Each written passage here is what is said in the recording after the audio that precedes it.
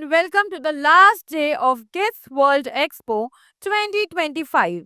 As we conclude this dynamic 3-day event, today's session will spotlight the key areas such as export opportunities, the roles of startups and large enterprises, and the rising influence of digital marketing in stationery and gifting sector. As we move closer to the end, let's carry forward the energy, insights, and enthusiasm of the past days into what promises to be another memorable experience. Get ready to hear from industry experts who will share practical ideas and new perspectives.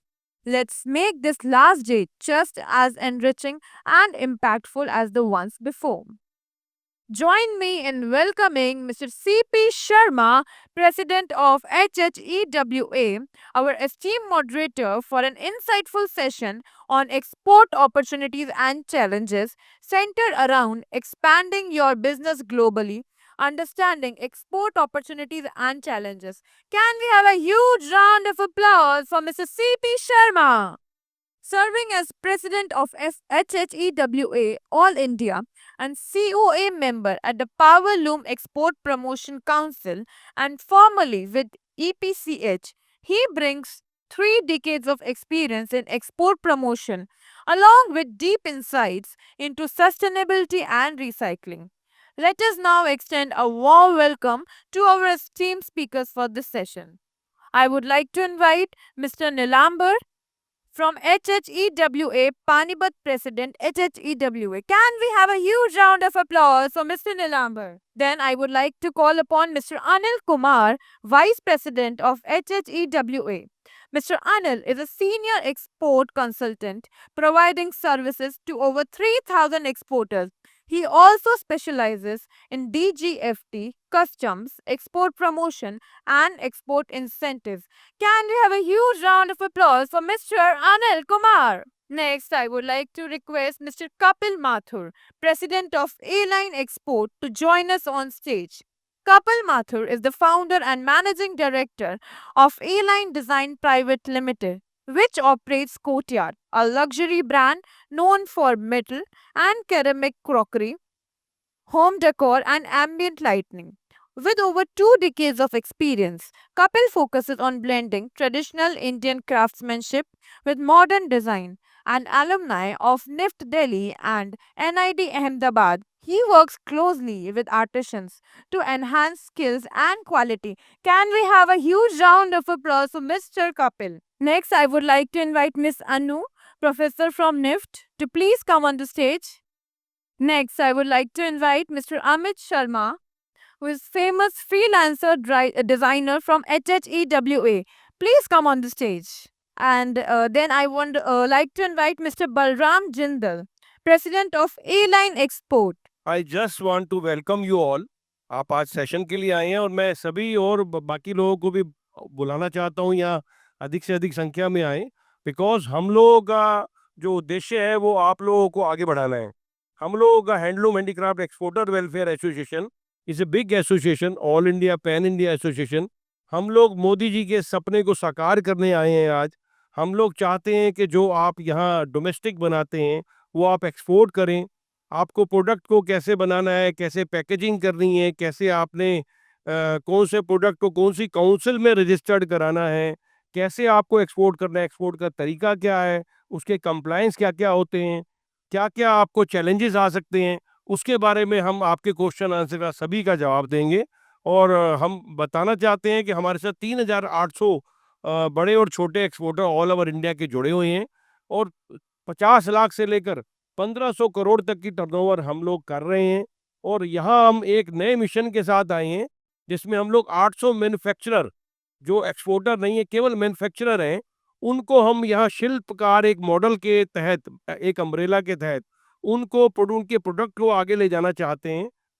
जो हमारे artisans, जो हमारे micro units जो यहाँ आ नहीं पाते हैं, जो पैसा नहीं खर्च सकते हैं स्टॉल के लिए, हम लोग उनको मौका देना चाहते हैं। क्योंकि जैसे हमारे मोदी जी का विजन है कि हर सबका साथ, सबका विश्वास, सबको साथ लेके चलना है। सबको साथ लेके हम तभी चल सकते हैं जब गांव में बैठा, सहारनपुर में बैठा हुआ कोई एक छोटा सा व्यापारी जो अपने एक कमरे के घर में डिजाइन्स बना रहा है, उसी में आरी चलाता है, उसी में पॉलिश भी करता है और शाम को वहीं सो भी जाता है। आप सबका सब उसका अवलोकन कीजिए, देखिए ऐसे हमारे सब आर्टिसंस के प्रोडक्ट हैं। हम लोग 800 आर्टिसन के प्रोडक्ट यहाँ ला रहे हैं धीरे-धीरे और हम लोग आने वाले टाइम में 11 एग्ज़िबिशन्स नेशनल और इंटरनेशनल करेंगे। इसका कोई भी हमारे साथ जुड़ सकता है हमारी एसोसिएशन के साथ। अगर आपको लगता है कि आपको मौका नहीं मिल रहा है इंटरनेशनल एग्ज़िबिशन करने का, अगर आपको लगता है नेशनल एग्ज़िबिशन में आपको मौका नहीं मिल रहा है, तो आप हमें देखिए, हम हमारे साथ जुड़िए, हमारा हाथ पकड़ के चलिए। हम आपको वहाँ तक ले जाएँगे जहाँ तक मोदी जी कहते हैं कि सबका साथ, सबका विकास। हम गारंटी करते हैं कि अगर आपका बिज़नेस, अगर आपका प्रोडक्ट अच्छा है, अगर आपकी क्वालिटी अच्छी है, अगर आपका प्राइस कॉम्पिटिटिव है, तो हम आपको करोड़ों के ऑर्डर दिलवाएँगे। हम आपको हिंदुस्तान के ब्रांड्स के ऑर्डर दिलवाएँगे, हम आपको कॉर्पोरेट के ऑर्डर दिलवाएँगे और जो भी आपके प्रोडक्ट में कमियाँ हैं पैकेजिंग में या उसकी जो डिज़ाइनिंग पार्ट है, उसके लिए हमारे जो डिज़ाइनर्स हैं आपको गाइड करेंगे। इस पूरे पैनल को आज हम लेके आए हैं आपके सामने, तो मैं शुरुआत करूँगा हमारे जो, क्योंकि जल्दी में कुछ लोग हैं, सबसे पहले मैं शुरुआत करूँगा हमारी जो डिज़ाइनर्स हैं, जो निफ्ट की प्रोफ़ेसर हैं और हमारे बड़े रिक्वेस्ट करने के बाद आई हैं, मैं शुरुआत करूँगा हमारी निफ्ट डिज़ाइनर अनु जी से। हमारी प्रोफ़ेसर मैडम इसमें एक कुछ प्रेज़ेंटेशन देंगी आपको कि डिज़ाइन्स और ट्रेंड, हमारा टॉपिक है डिज़ाइन्स और ट्रेंड। सबसे पहले हम चाहते हैं कि आपको कैसा बनाना चाहिए, कौन-सा कलर बनाना चाहिए, कैसे प्रोडक्ट बनाने चाहिए। इसमें हमारे अमित जी और अनु जी दोनों ही जो हस्बैंड वाइफ हैं और पूरा बड़ा अच्छे से हमारे देश को मजबूत कर रहे हैं, समाज को मजबूत कर रहे हैं। तो उनके आप पीपीटी को देखिए ध्यान से, उसके बाद जो भी क्वेश्चन होंगे आप साथ-साथ कर सकते हैं। Good evening everyone. एक छोटी सी प्रेजेंटेशन है for what is going to happen in 26 and 27। थोड़ी फ्यूचरिस्टिक है। ज़्यादातर आपको देखने को मिल जाएगा कैसी फिनिशेस, कौन से मोटिव्स, किस तरह के डिज़ाइंस और किस तरीके के मटेरियल फैशन में आने वाले हैं। So I quickly go through the presentation. 26, 27 अभी के आज की डेट से जैसे एआई और ये सब फैशन में ऑलरेडी आ चुका है। We are looking forward for more technology जिसमें सस्टेनेबिलिटी और ट्रेडिशन दोनों का मिक्स होगा। हम ये तीनों चीज़ों का कॉम्बिनेशन अभी आगे जाके देखने वाले हैं, जिसमें ट्रेडिशन, सस्टेनेबिलिटी और टेक्नोलॉजी तीनों ही मेन एरियाज रहेंगे, जिसको हम अवॉइड नहीं कर सकते। और थोड़े से इनोवेशंस के साथ अभी तक हम जो मटेरियल्स यूज़ करते आए हैं, उन मटेरियल्स को छोड़ के कुछ नए मटेरियल्स, कुछ पुराने मटेरियल्स के ऊपर इंटरवेंशन करके यूज़ करने की ज़रूरत है। सो ये हमारे कुछ मार्केट ड्राइवर्स हैं जिनके बारे में हम बात कर रहे हैं। सस्टेनेबल प्रोडक्ट्स की डिमांड है। हम जानते हैं आजकल डिज़ाइंस जो हैं थोड़े से कंटेम्प्रेरी शिफ्ट की तरफ है और थोड़ा सा ई-कॉमर्स प्लेटफॉर्म हमारा अब जैसे बढ़ता जा रहा है बिकॉज ऑफ द कंज्यूमर। जो कंज्यूमर आज की डेट का है वो ऑनलाइन शॉपिंग करता है और आज की डेट में जो लोग आपके कंज्यूमर हैं, वो जो यंग जनरेशन है, वो ज़्यादा आती जाएगी। धीरे-धीरे द थिंग्स आर चेंजिंग। तो आपको आज के कंज्यूमर के हिसाब से we are working towards it. और ज़्यादातर टूरिज़्म बहुत ज़्यादा डिमांड में है। सो हमें उस तरफ भी ध्यान रखना है कि कुछ ऐसे प्रोडक्ट्स बनाने हैं जो टूरिज़्म इंडस्ट्री में क्राफ्ट को लेके we can develop something so that उससे आपका मार्केट बढ़ सके। इको कॉन्शियस यही की ड्राइवर्स हैं जो आज की डेट में काफ़ी सारे लोगों ने लिखे हुए हैं। Eco conscious consumers, digital marketplace growth, customization and personalization, heritage revival with modern touch and technological integration, AI, VR and 3D printing। कुछ स्टोरीज जो हमने बनाई हैं उसकी इमेजेस आपको दिखाते हैं, थोड़ा आइडिया आपको लगेगा उसका कि किस तरह की आगे हम। This is not for 20 spring summer 26, ये ऑटम विंटर 26, 27 और स्प्रिंग समर 27 के बेस्ड पे है। पहली थीम है हर्ष अर्थ। हमने उसका नाम हर्ष अर्थ रखा है क्योंकि अर्थ नेचुरल, जितनी भी हमारी नेचर में जितनी चीज़ें हैं उसको लेके, उससे इंस्पिरेशन हम अभी भी लेते आए हैं, पहले भी लेते थे और आगे भी लेते रहेंगे। लेकिन हमारा मेजर कॉन्सेप्ट है कि किस तरीके से आप बायोमिमिक्री, ऑब्वियसली हम इस वर्ड को बहुत जानते हैं और बहुत लोग मानते भी हैं उस चीज़ को कि हमें बहुत सारी चीज़ें डेवलप भी करी हैं। तो कुछ वर्ड्स हैं biomimicry, regenerative fibre, stone age, primitive और अर्थ सेंट्रिक।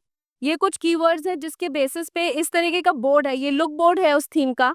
और मैं कुछ एक आपको कॉन्सेप्ट दिखाते हैं हम लोग जो हम दोनों ने मिलके बनाए हैं। ये इंस्पिरेशंस हमारी नहीं है, ये इंस्पिरेशन ऑलरेडी किसी डिज़ाइनर्स की है। ये इंस्पिरेशंस जो है ये थोड़ी सी रॉ है, मतलब आपको इस तरह के प्रोडक्ट्स नहीं बनाने, बट लुक इस तरीके का आएगा। जो पहला वाला है वो काजुरिहो तोयामा का है।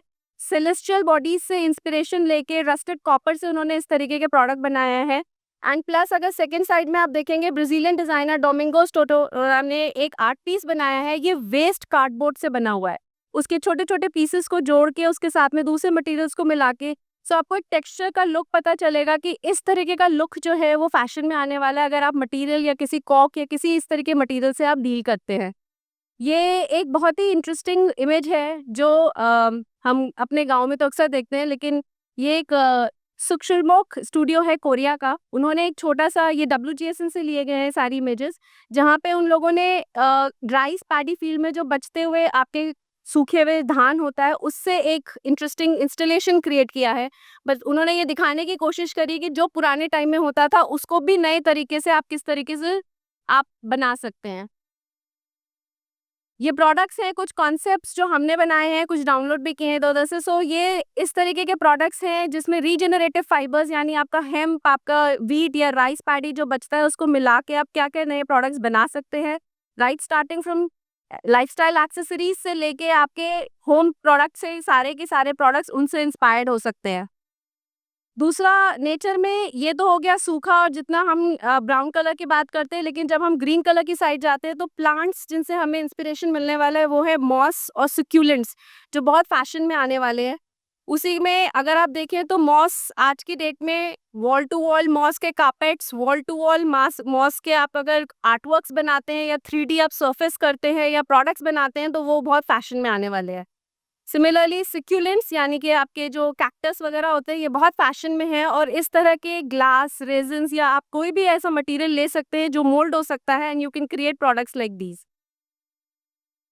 ये एक बहुत ही ऑकवर्ड है, लेकिन ये भी एक तरीके का बैग का प्रोडक्ट है। देखने में बहुत हार्ड है और कोई सोचेगा इसे कैसे ओढ़ा, इसको कैसे यूज किया जाएगा, मगर आज की डेट में हम दिखने वाली चीज चाहे हार्ड हो लेकिन उसको सॉफ्ट मटेरियल से बनाएंगे तो वो भी यूज हो सकता है। जैसे 3D प्रिंटिंग से अगर आप you give that kind of an effect तो ये भी आप यूज कर सकते हैं। ये सारे आर्टवर्क्स हमारे स्टूडियोज के ही बनाए हुए हैं। AI हमने उसको वर्क किया है। उसके साथ में नेक्स्ट अगर थीम मैं दिखाती हूँ तो वो है लिक्विड लाइट, जहाँ हम बात कर रहे हैं मेटालिक फॉर्म्स की, पॉलिश स्टोन की और मोल्डन रेजन्स की। इसमें अगर आप फिनिश देखेंगे, ये एक इसका लुक बोर्ड है जिसमें आप शाइन देख सकते हैं। इसमें पर्ल फिनिश है, इसमें पैडिंग है, कंफर्ट है, रिफ्लेक्शन है, ये सारी चीजें इसमें आती हैं। और साथ में सॉफ्ट स्किन, जितना भी आप ट्रांसल्यूसेंट प्रोडक्ट को बनाएंगे, जितना लाइट वेट होगा, जितना आप देख सकते हैं, that's the best part of it. ये इसके कुछ कॉन्सेप्ट्स हैं जो बहुत ज्यादा फैशन में भी स्टार्ट हो गए हैं लाइफस्टाइल एक्सेसरीज में आना, जिसका एक पहला पार्ट है टेक्टाइल राउंडनेस। हम चीज टेक्टाइल होगी, सॉफ्ट होगी, आप टच कर सकते हैं, देखने में भी वो सॉफ्ट दिखेगी। So something which is soft, ये दो आप प्रोडक्ट्स दे सकते हैं। स्टोन से इसका इंस्पिरेशन लिया गया है और इस तरीके से प्रोडक्ट्स बनाए गए हैं। ये भी उसी का एक विजुअल आइडेंटिटी है। साथ में वैक्स का टेक्सचर, वैक्स का मोल्डिंग, वैक्स पे embossing, that is something which is going to be in fashion. So उस तरह का लुक अगर आप गारमेंट में बनाएं, चाहे आप अपने हैंड प्रोडक्ट्स में बनाएं, चाहे आप उसको कार्विंग में बनाएं, that is going to be in fashion. Polishing finishing में of course this is very metallic, but this is something which is going to be in sheen very soon, जिसमें pearl की फिनिश और इस तरीके iridescent finish जो है वो fashion में आने वाली है। आगे चल के काफी सारे प्रोडक्ट्स में देखने को मिलेगी।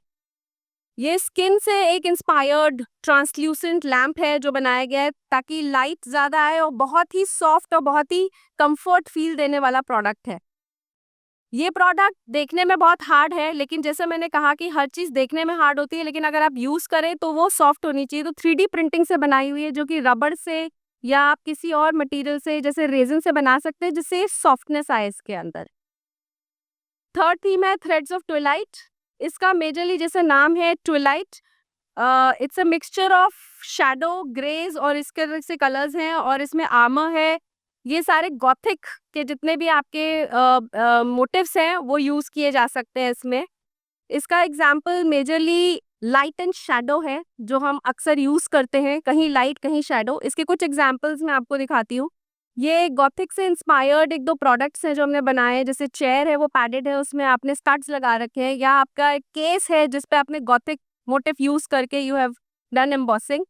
इसके साथ में ये शूज हैं, ये एक ओल्ड वॉल की हैं, एक यूके डिजाइन फर्म है, उन्होंने बनाए हैं। चौक, इट्स लाइक अ ग्रेडियंट। आपके सारे इस तरीके के प्रोडक्ट्स जो बहुत पहले चला करते थे, अब वो फिर से फैशन में आएंगे by 27।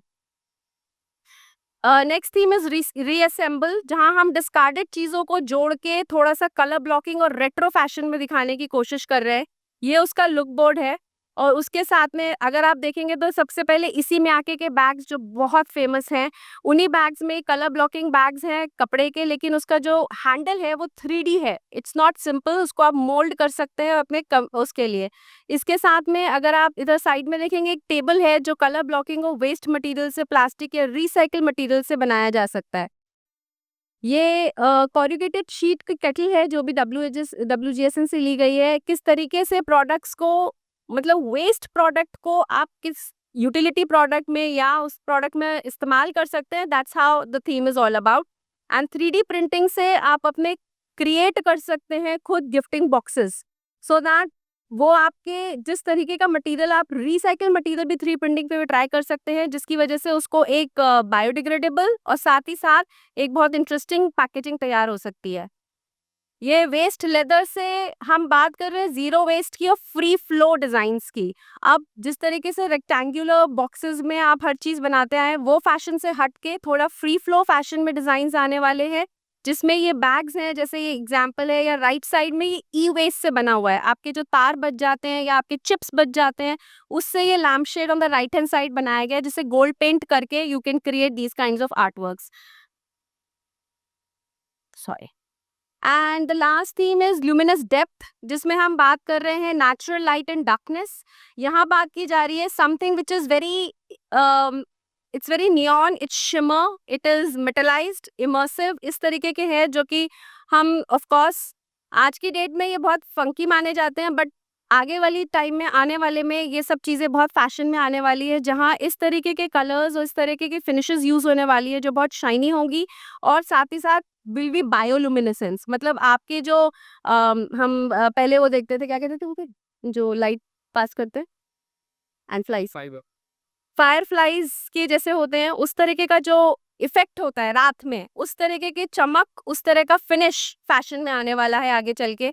And these are some examples जो हमने क्रिएट किए, इमर्सिव एंड टैक्टाइल, जिसमें आप अलग अलग colours, shine back is the one which is reflection is the main course of it. So in total trends अगर देखें, सस्टेनेबल इको फ्रेंडली क्राफ्ट से लेके टेक एनेबल क्राफ्ट्स चाहिए हमें, क्राफ्ट जो टूरिज्म और एक्सपीरियंशियल हो, और साथ में पर्सनलाइज्ड और बीस्पोक क्राफ्ट्स की आज की डेट में हमें ज़रूरत है। तो opportunities, of course global market में एक्सपेंशन चाहिए, यूथ का टेक इंटीग्रेशन बहुत ज़्यादा है, so we have to really look at that. Collaborations हमें डिज़ाइनर्स और ब्रांड्स के साथ ज़रूरत है। चैलेंजेस भी हैं इस चीज़ को करने के लिए। आर्टिजन को टेक्नोलॉजी savvy या टेक्नोलॉजी को राइट तरीके से यूज करके डिजाइन कॉन्सेप्ट्स क्रिएट करने का एक स्किल अपग्रेडेशन चाहिए। Need for better digital infrastructure, of course everybody needs it now, and sustainable raw material sourcing, which we say it's easy, but it's not that easy. If we talk about leather, which is bio leather, and we are talking about biodegradable products, it's not easy. So conclusion यही है कि there'll be a blend of heritage and innovation. There'll be focus on sustainability, tech integration, personalization, and preserving tradition while embracing modern markets. So that is all about this thing. Thank you. आपने बड़ा अच्छे से explain करा कि 2026-27 में हमें किस colours को यूज़ करना है, क्योंकि हमेशा अर्दी कलर्स यूज़ होते हैं। धरती का जो हमारा मिट्टी का कलर है, जो पेड़ों का कलर है, जो पत्तों का कलर है, जो टहनियों का कलर है, वो हमें नेचर को साथ लेके चलना है। इसी में मिक्स एंड मैच हमेशा आगे बढ़ता है, क्योंकि निफ्ट के प्रोफेसर के गाइडलाइंस के अकॉर्डिंग ही पूरा एक्सपोर्ट चलता है, पूरा जो हमारे आगे के प्रोडक्ट हैं वो बनाए जाते हैं।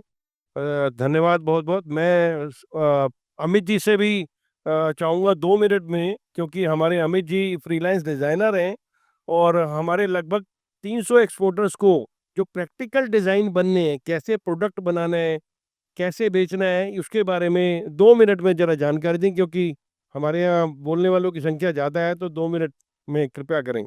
Thank you. Hello, thank you for this opportunity. पिछले मैं 25 साल से इस मार्केट में काम कर रहा हूँ, एक्सपोर्ट मार्केट और इंडियन डोमेस्टिक मार्केट भी। तो अगर आप एक्सपोर्ट मार्केट की बात करें तो हर बायर एक अपना ट्रेंड लेके चलता है। उस अपने एक स्पेसिफिक ट्रेंड होते हैं, अपनी कलर पैलेट होती है। लेकिन अगर हम ओवरऑल ग्लोबल पैलेट या थीम की बात करें तो जैसा सर ने कहा, natural is the most safest palette. आप नेचुरल जितना ज़्यादा फॉलो करेंगे बेस्ट रहेगा। लेकिन आज की जो ट्रेंड चल रहे हैं, आपका नेचुरल हो गया, shades of sage green, shades of white to charcoal and shades of ice blue to indigo blue. So these are the main palettes are going to be in next season. और अगर हम domestic market की बात करें तो India जो है सारे वर्ल्ड के ट्रेंड्स को रिप्रेजेंट करता है। कैसे, अगर हम इंडिया का पूरा मैप देखते हैं तो नॉर्थ में हमारा विंटर सीजन है, साउथ में हमारा स्प्रिंग सीजन है। अगर हम गुजरात की तरफ जाते हैं, राजस्थान की तरफ जाते हैं तो उधर समर और ह्यूमिडिटी ज़्यादा है। तो उसके हिसाब से सबके ट्रेंड्स अलग अलग हैं। तो अगर प्रॉपर देखें तो अगर आप बॉम्बे डाइंग देखें, लाइफस्टाइल देखें, लाइफस्टाइल इसका बेस्ट एग्जांपल है। जब से वो ब्रांड लॉन्च हुआ है, मतलब काफ़ी टाइम से उनके साथ मैंने काम किया है एक्सपोर्टर के थ्रू। तो उन्होंने अपनी पैलेट स्टार्टिंग से ही फिक्स कर रखी है। उसमें आपका लाइम ग्रीन है, येलो है, ब्लू है और रेड, इसी पैलेट को फॉलो करते आ रहे हैं। तो डोमेस्टिक मार्केट के लिए मेरा कहना है कि identity is more important than trend. आपका अगर अपना एक स्टाइल है, अगर एग्जांपल दूँ, चुंबक एक ब्रांड है, अपना अपने एक स्टाइल है, तो वो ट्रेंड नहीं बिकता है, वो स्टाइल बिकता है। अगर आप डोमेस्टिक मार्केट में लॉन्च कर रहे हो या फिर हो, so create something out of the box. क्योंकि everybody is making cushion, everybody is making handbags, सब कोई सेम प्रोडक्ट बना रहा है, वो तभी बिकेगा जब अलग होगा। आप अगर जीआईपी या किसी मॉल में जाते हैं, आप चुंबक का स्टोर देख के रुक जाते हैं 1 मिनट के लिए, और भी बहुत सारे लगे हुए हैं, but this is the main reason. तो my suggestion is make a signature if you are into domestic, and if you are into export then go for natural and more organic. This is the trends. Thank you. देखिए, हम लोग जो association के नाते handloom handicraft exporter welfare association, हम लोग time to time seminars online करते रहते हैं। कैसे आपको एक्सपोर्ट करना है, कौन से डिज़ाइंस यूज़ करने हैं। हमारे यहाँ पूरा डिज़ाइनिंग का पैनल है, कंसल्टेंट का पैनल है, सरकार की पॉलिसीज़ में क्या क्या अमेंडमेंट्स होती हैं, क्या क्या हमारे एक्सपोर्टर्स को चाहिए, क्या क्या स्टार्टअप को चाहिए, हम इसकी जानकारियाँ अभी टाइम टू टाइम सभी को देते रहते हैं। क्योंकि यहाँ हम लोग एक प्रॉपर सेमिनार के लिए आए हैं। तो जैसे अभी यहाँ बात हो रही थी अभी सस्टेनेबल की, तो मैं बताना चाहता हूँ, हमारा भारत तो जो पश्चिमी देशों के द्वारा हमें दिया गया सस्टेनेबल बनना है, तो हमारा भारत तो पहले हज़ारों वर्ष से, 5000 वर्ष से सस्टेनेबल है। सस्टेनेबल ऐसे कि हमारे यहाँ जो न्यू बॉर्न बेबी होता था, उसको उसके लिए नए कपड़े हमारी माएँ, हमारी नानी-दादी नहीं बनाती थीं। उसको पुराने कपड़े मिलते थे, क्योंकि 6 महीने तक पुराने कपड़े पहनने होते हैं, और वो कपड़े फट भी जाते हैं तो हमारी दादी माएँ उन कपड़े, फटे हुए कपड़ों को जोड़ के रजाई बनाती हैं। रजाई बनाने के बाद भी कई साल वो यूज़ होती है, उसके बाद भी आपने देखा होगा, जब आप छोटे थे, हम छोटे थे, तो हमारे यहाँ बर्तन वाली माई आती थी, बर्तन बदल के वो कपड़े लेके जाती थी। तो तब भी हमारी माई और नानी दादी कहती थी, आप कपड़े ले जाओ और बदले में हमारे को बर्तन दे दो। तो हम लोग तो उस सस्टेनेबल युग से आते हैं, और हमारे यहाँ हमारी handloom handicraft exporter welfare association से यहाँ केरला से मिस मारिया का स्टैंड लगा हुआ है, आप जाके देखिए, हॉल नंबर 3 में है, जिन्होंने कोकोनट को डिफरेंट शेप बना के कप बनाया है, उसकी प्लेट्स बनाई हुई हैं, डिफरेंट आइटम बनाई हुई हैं उनकी। थेंगा नाम से उनका एक ब्रांड है, काफ़ी पॉपुलर है। आसाम से हमारे एक जो हमारी हैंडलूम हैंडीक्राफ्ट की हैं, वो यहाँ मैडम है, वो भी हॉल नंबर 3 में ही है। आपको कोई भी जानकारी हो हमसे ले सकते हैं। आसाम के प्रोडक्ट यानी नेचुरल प्रोडक्ट के जो भी शिल्पकार बन सकते हैं, जो भी आइटम बन सकती है होम फर्निशिंग की, वो बनाई हुई हैं। ऐसे ही सब अलग-अलग जगह से, हमारे आंध्र प्रदेश से, हिमाचल से, सभी जगह हमारी एसोसिएशन के चैप्टर्स हैं। हम चाहते हैं पूरा देश आगे बढ़े।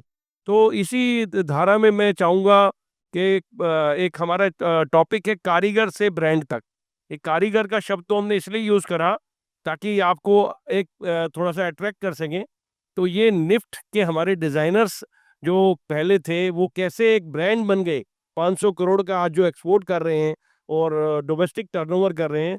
मैं आमंत्रित करना चाहूँगा हमारे कपिल माथुर जी को कि आप इसके बारे में बताएँ, कैसे आपने एक एक कारीगर से एक बड़े ब्रांड में कन्वर्ट किया, ताकि हमारे यंगस्टर को और आपसे उम्मीदें हों।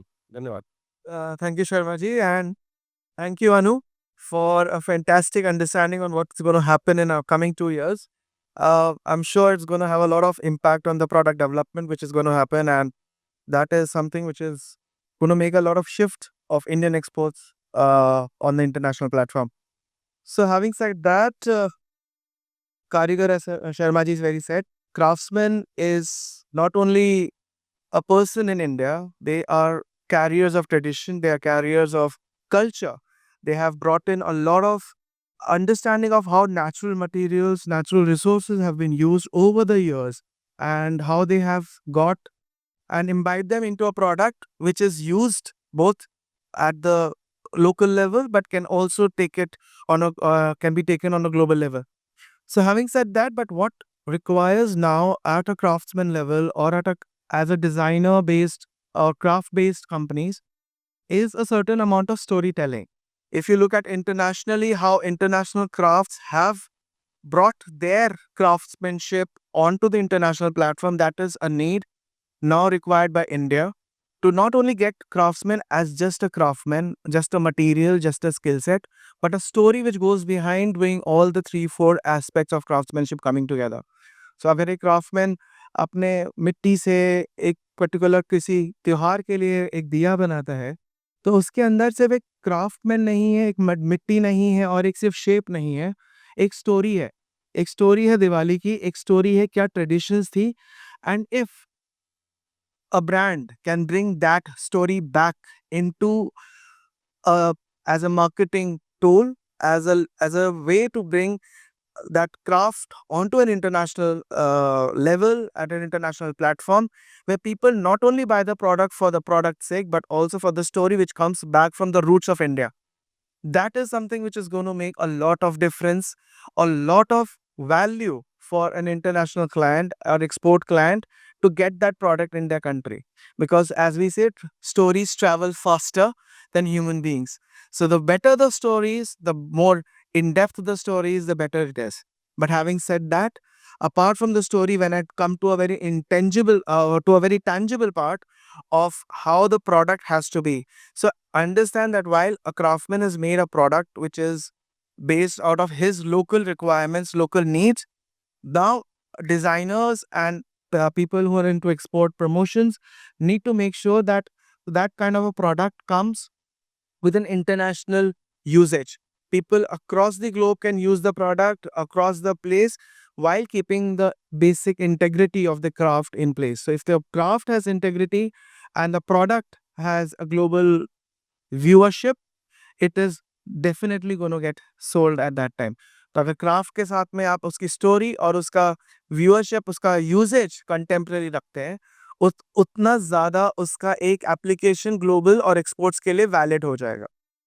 Having said, and last but not the least, I'll not take too much time, is आपका स्टोरी टेलिंग हो गया, आपका क्राफ्ट के लिए एक जो आप उसकी पैकेजिंग कर रहे हैं या आप उसको जिस तरह से प्रमोट कर रहे हैं, उसका कंटेम्पराइजेशन करते हैं, वो एक इम्पॉर्टेंट है.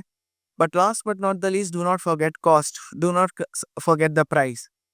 कोई भी बोलता है मिट्टी का सामान है, 4 रुपए का मिट्टी है, इसमें इतना महंगा क्यों है? Because it is not about the value of the material or the skill, it's value of the story, what has gone into it, the kind of intelligence which has gone into making the product, the kind of integrity which goes into making a product, that should also be priced. So do not fear the pricing. Understand that there is a certain stand which will require to make sure that a product will remain a Indian product for a global stage. And that's all. Thank you so much for this opportunity. Thank you so much. Thank you Kapil ji, बहुत अच्छे से आपने बताया कि कोई एक product बेचने के लिए हमें डेफिनेटली एक स्टोरी चाहिए होती है कि हम कहाँ से बनाया है, कैसे बनाया है, कितने किस हालात में उसे बनाया गया है कारीगर ने, आर्टिशंस ने जो उसके ऊपर अपना अपना डिज़ाइनिंग का अपना स्किल यूज़ करा है, वो कितने टाइम में वो बना होगा, कितने गाँव के लोगों को रोज़गार मिलता है जो यहाँ तक पहुँच नहीं पाते हैं. तो हम लोगों का भी एक रिस्पॉन्सिबिलिटी बनती है कि हम अपने हैंडमेड प्रोडक्ट खरीदें, हैंडलूम प्रोडक्ट खरीदें, हैंडीक्राफ्ट खरीदें. जैसे हमारे प्रधानमंत्री जी का नारा है कि आप अपनी आय का कम से कम 5 से 10% आप परचेज़ करिए हैंडमेड आइटम, चाइनीज़ आइटम को अवॉइड कीजिए. क्योंकि चाइनीज़ आइटम अगर सस्ती भी हैं, अगर थोड़ी महंगी है आपकी हमारी हैंडमेड प्रोडक्ट हैं, हैंडीक्राफ्ट प्रोडक्ट हैं, तो आप ये सोच के खरीदिए कि आपको देश की इकोनॉमी को आगे बढ़ाना है, हमारे हिंदुस्तान को आगे बढ़ाना है. ताकि वो आर्टिशंस जो गाँव में बैठा है, जिसे शायद एक टाइम की भोजन ही मिल पाता है, दूसरे टाइम का मिल ही नहीं पाता है, तो आप ये सोच के खरीदिए ताकि आपके उसके प्रोडक्ट को खरीदने से शायद उनके परिवार चलने अच्छे शुरू हो जाएँ, शायद वो भी एक साइकिल या एक अच्छा स्कूटर खरीद पाएँ। तो हम चाहते हैं कि हमारे देश में सबका विकास हो। तो इसी के हम लोग नाते आज सबको बताने आए हैं कि अगर आप पार्टिशन्स हैं, अगर आप मैन्युफैक्चरर हैं, अगर आप माइक्रो यूनिट्स हैं, तो आप हमारे साथ जुड़िए। हम लोग आपको बताएँगे कैसे आपको आपके काम को, आपके प्रोडक्ट को आगे बढ़ाना है, कैसे आपको एक्सपोर्ट करना है, उसके सारे मेथड बताएँगे।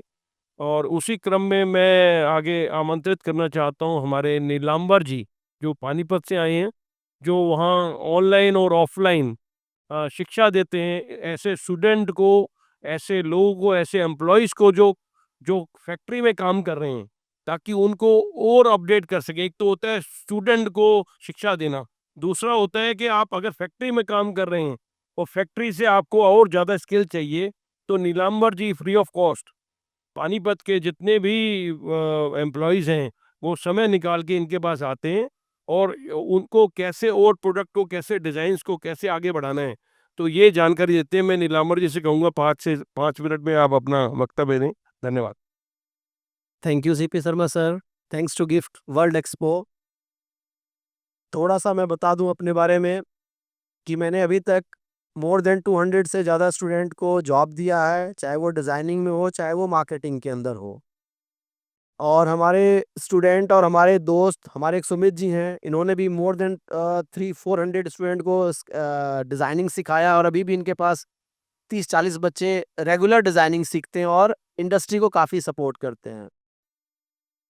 मैं बिजनेस के बारे में बताऊंगा क्योंकि मैंने कल भी देखा है और आज भी देख रहा हूं और आने वाले कल को भी समझ रहा हूं कि कल और आज क्या है और कल क्या होने वाला है। तो जैसा कि बिजनेस का पास्ट अगर आप देखेंगे तो पहले एक्सपोर्ट, क्योंकि मेरा मेन फील्ड एक्सपोर्ट से है, मेरा सारा बिजनेस एक्सपोर्ट मार्केट से है।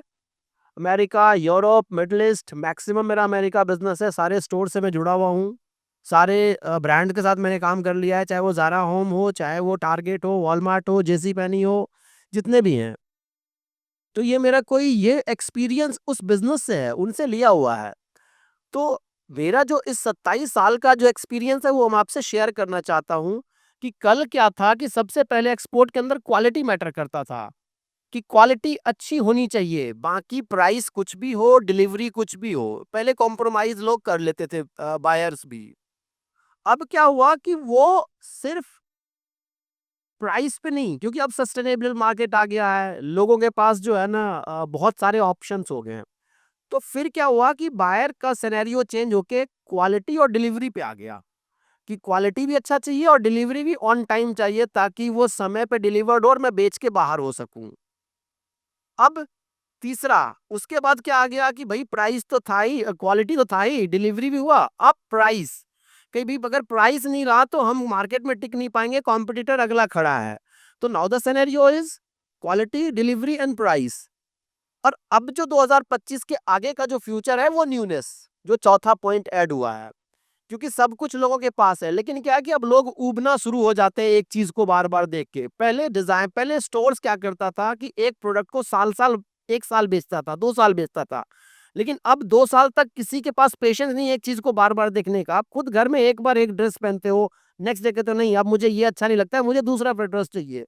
तो अब क्या है कि अब मजबूत और टिकाऊ चीज नहीं चाहिए, अब क्या है कि न्यूनेस और रोज कुछ नया चाहिए, एवरीडे समथिंग न्यू, तब वो आदमी सरवाइव करेगा। मतलब आज रोज कमाएंगे और रोज खाने वाला सर्कल आ गया।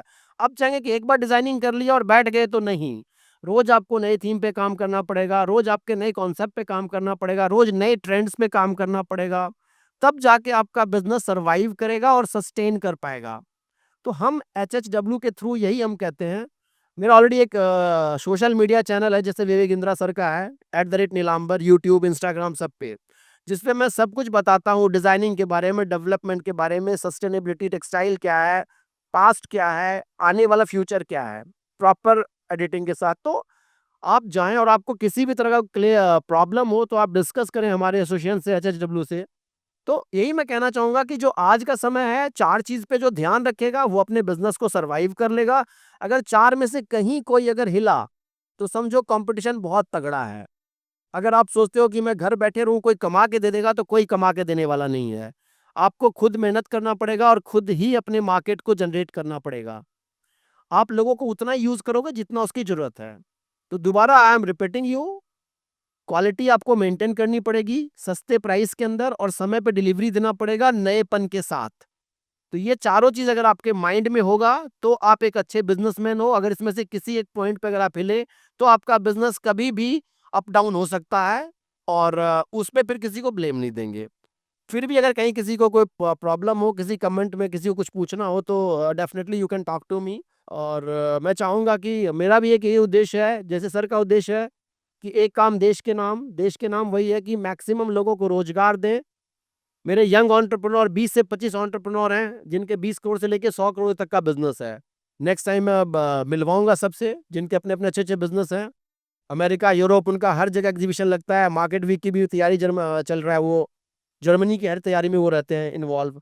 तो देखो हमारा नेक्स्ट लेवल क्या होता है, डोमेस्टिक के बाद एक्सपोर्ट।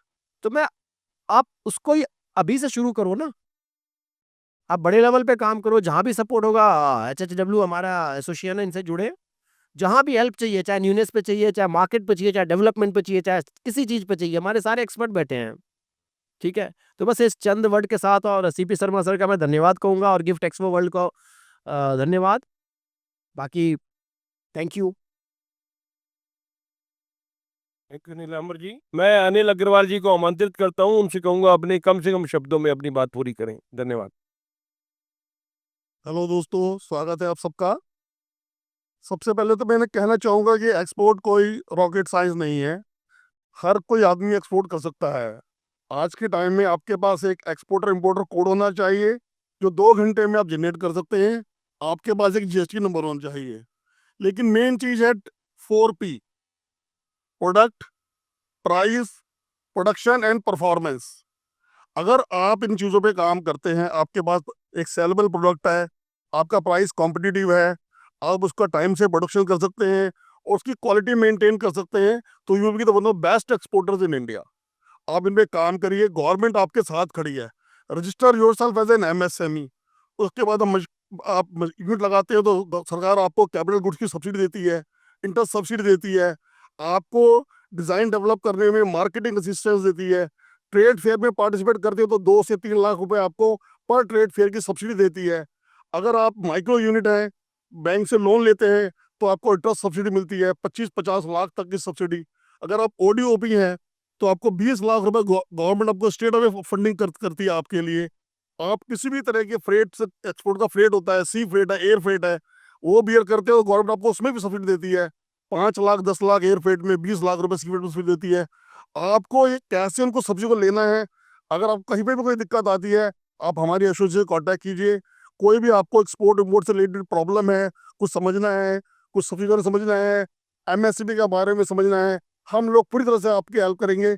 हम चाहते हैं कि ज़्यादा से ज़्यादा MSME आगे आए, एक्सपोर्ट करें और हमारे जो कंट्री का विज़न है 2030 तक 3 गुना, उसको साकार करें। Thank you. धन्यवाद अनिल जी। मैं अंत में हमारे बलराम जिंदल जी जो हमारे जनरल सेक्रेटरी हैं और एक ब्लॉक प्रिंटिंग बड़ी यूनिट चलाते हैं, हैंडमेड हैंडलूम की प्रोडक्शन करते हैं अपने यहाँ पानीपत में, मैं उनसे रिक्वेस्ट करूँगा आप अपने बिजनेस को कैसे बढ़ाएं आगे, उसके लिए आपको कुछ टिप्स देंगे। नमस्कार, मेरा नाम बलराम जिंदल है। मैं पानीपत एक फैक्ट्री चलाता हूँ हैंड ब्लॉक प्रिंटिंग की।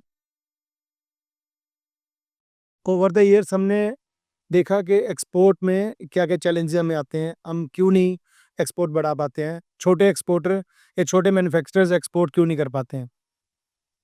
रीज़न कई सारे हैं। एक मेजर रीज़न है इन्वेस्टमेंट। हम इंडिया से बाहर एक्सपोर्ट करना चाहते हैं, हम वर्ल्ड के बेस्ट प्रोडक्ट बना रहे हैं, पर उन बेस्ट प्रोडक्ट्स को हम डिस्प्ले नहीं कर पाते हैं और किसी बंदे को घर बैठे नहीं पता लगता कि हम क्या चीज़ बना रहे हैं। हमें वहाँ पे उनको प्रोडक्ट डिस्प्ले करने पड़ेंगे, वहाँ तक अपने प्रोडक्ट पहुँचाने पड़ेंगे, तब जाके हम एक्सपेक्ट कर सकते हैं कि शायद कुछ ऑर्डर हमारे पास आए। एक एग्जीबिशन, इंटरनेशनल एग्जीबिशन करने में 10 से 15 लाख रुपए खर्च आता है और 10 से 15 लाख रुपए खर्च करना एक छोटे MSME एक्सपोर्टर के लिए पॉसिबल नहीं है। वो 1 साल की किसी एक्सपोर्टर की इनकम है। 1 साल की इनकम एक एग्जीबिशन में डाल दें और वहाँ से अगर रिजल्ट नहीं आता, जनरली आज के टाइम 2024 में 25 में कोविड के बाद ट्रेंड चेंज हुआ है, एग्जीबिशन से उतना आउटपुट नहीं मिल पाता है।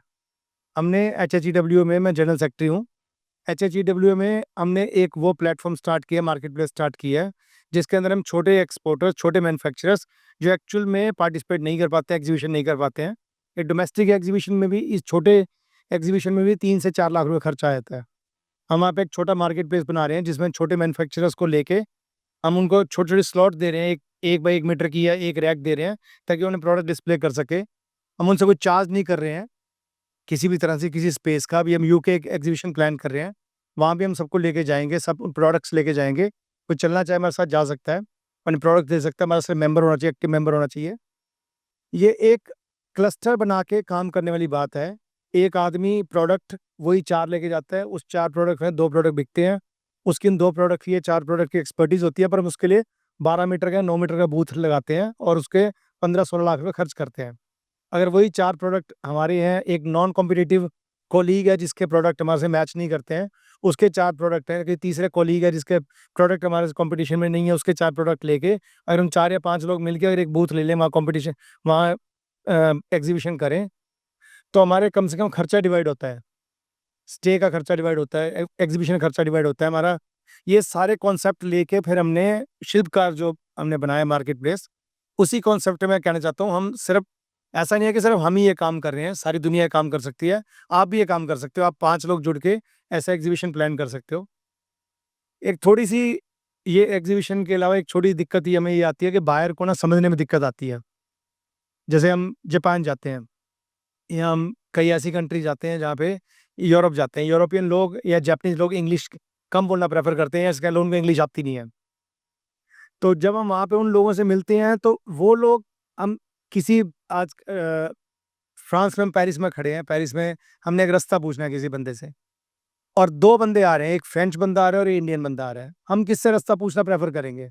हम इंडियन से पूछेंगे, क्योंकि वो हमारी भाषा समझता है, हमारा अपना बंदा है। हालाँकि वो एक इंडियन है, उसको उतना नहीं पता होगा जितना एक फ्रेंच बंदे को रास्ता पता होगा, फिर भी हम ट्रस्ट करते हैं इंडियन पे। ऐसे अगर हम फ्रांस में जाके, अगर हम एग्जीबिशन करते हैं, फ्रांस में जाके बिज़नेस करना चाहते हैं, थोड़ी-सी फ्रेंच अगर हम बोल लेते हैं, चाहे हम नंबर्स ही बोल लेते हैं, हम जो रेट कोट करते हैं जनरली 1 से लेके 20 यूरो तक के रेट होते हैं। 1 से 20 यूरो तक अगर हम 1 से 20 तक नंबर ही सीख पाते हैं, तो थोड़ा-सा उनको अच्छा लगता है। वो फिर आपको एक अपना वेंडर ना समझ के अपना पार्टनर समझते हैं, वो सोचते हैं कि हमारा कुछ हमारे जैसा ही है, हमसे कुछ सीखना चाहता है हमसे, वो आपको अपने से फ्रेंच सिखाने लग जाता है। वो हमसे बात करने लग जाता है और तरीके से, ऐसे सिर्फ बाहर की तरह बात नहीं करता।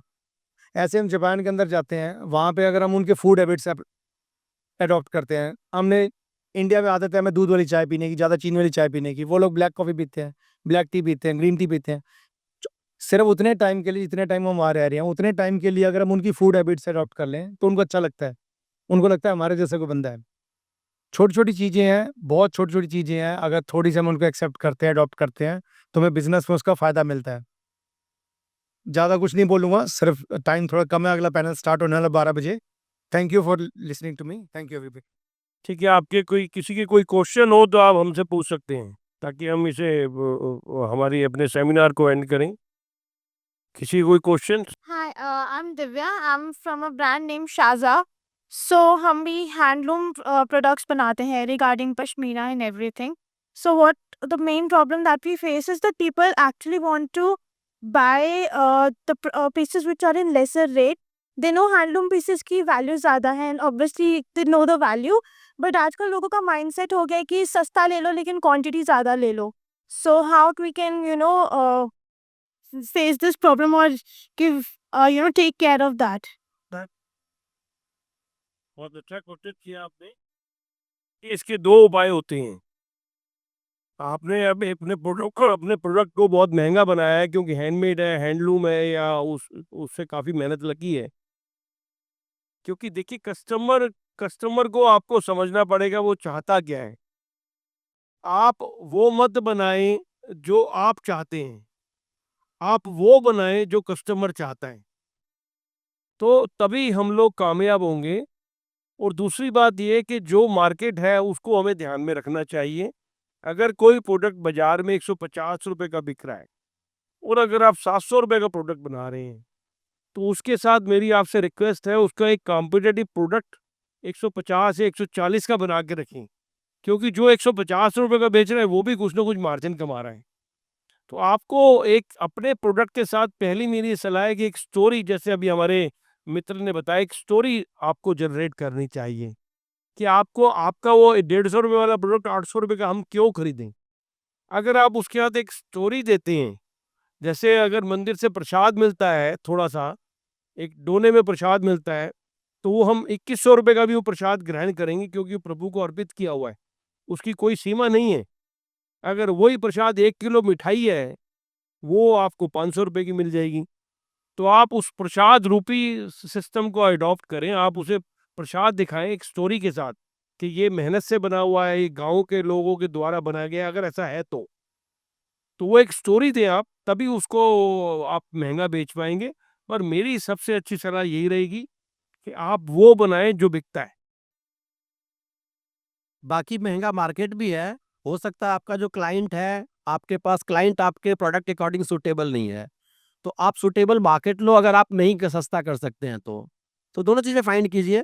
कुछ मार्केट है देखिए, प्रीमियम क्लास भी है, मास भी है और प्रमोशनल भी है।